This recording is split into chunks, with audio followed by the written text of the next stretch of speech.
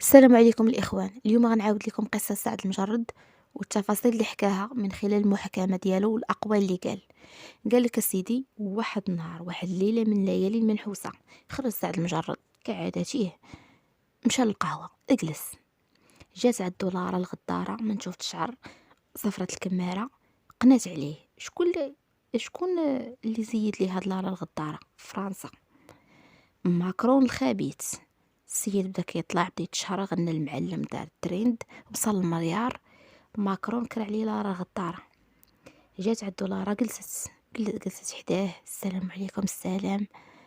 بداو يدو في الهضره، يجيبو في الهضره، يدو في الهضره، يجيبو في الهضره، يدو في الهضره، يجيبو في الهضره.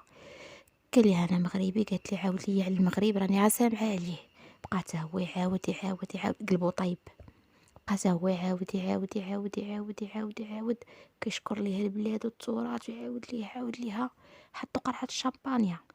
قال لهم السيدي حطينا قرعه الشامبانيا، بدينا كنشربوا في الشامبانيا. الطرح سخن، حمى الطرح.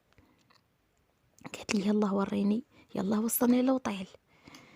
مشى بغى يوصلها لوطيل، امني السيده سكرت، داخت ساكا هوك وفردتها هوك ورجليها هوك. قالت لي وصلني. هي راه هادشي مع خطه من لارا الغداره.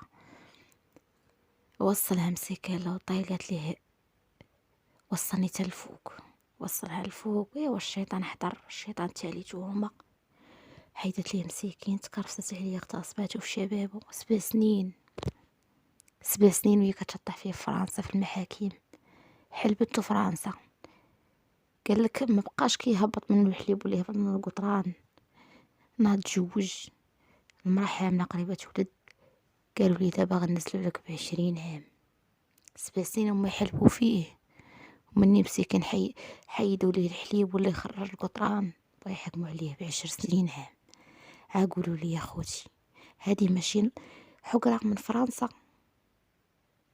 والسلام عليكم. واللي عجبو الفيديو خلي لي لايك ومتابعة وكومنتير. السلام عليكم.